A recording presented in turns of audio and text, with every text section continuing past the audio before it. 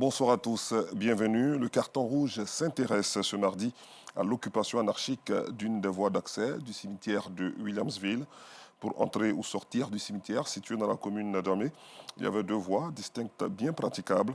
Aujourd'hui, l'un de ces accès est abandonné car occupé par des gravats, des ordures, des travailleurs libéraux et même transformé en gare.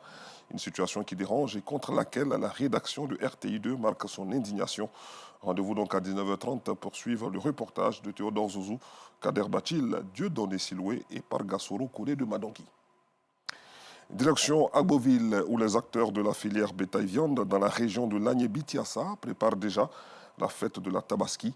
À moins d'un mois de cette grande fête de la communauté musulmane, ils disent mettre les bouchées doubles pour satisfaire la population. Cependant, ils font face à un manque de bétail sur le marché. Suivons donc ce reportage de Georges Tido Fofana, Kader Batil et Siloué Dieudonné. Agboville, région de Lagné-Bitiassa. À moins d'un mois de la Tabaski, encore appelée fête du mouton, les acteurs de la filière s'activent. Issa, éleveur, fait face à une pénurie. Sa ferme ne dispose pas suffisamment de moutons. Il affirme cependant avoir passé une importante commande dont il attend la livraison.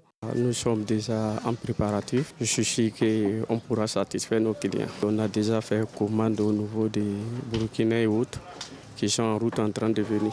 Contrairement à Issa Mamadou, vendeur de bétail depuis plus de 20 ans, doute de pouvoir s'approvisionner cette année en raison du coût élevé des animaux.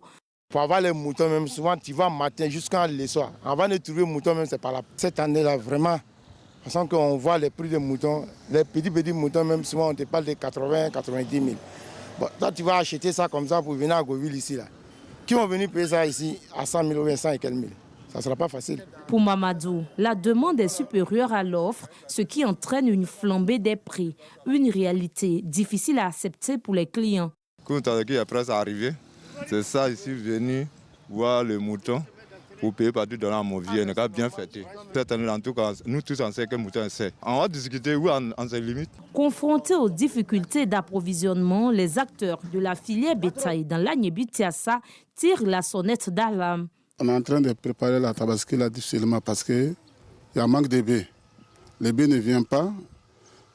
À la frontière ne vient pas, au Burkina ça ne vient pas, au Mali ça ne vient pas, mais on est en train de voir un peu pour faire venir, pour pouvoir alimenter la population. Face à la situation, les autorités entendent rassurer la population.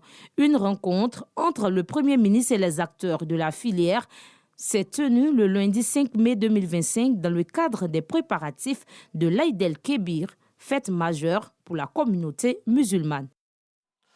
Et puis, la saison des pluies de retour et les risques sanitaires se multiplient. À Djamé, comme dans d'autres communes du district autonome d'Abidjan, les populations vivent cette période avec prudence. Maladies respiratoires, infections, paludisme, chacun tente de se protéger au mieux. Nos reporters Cécilia Bassolé et Assita Diarra nous en diront un peu plus tout à l'heure dans la grande édition.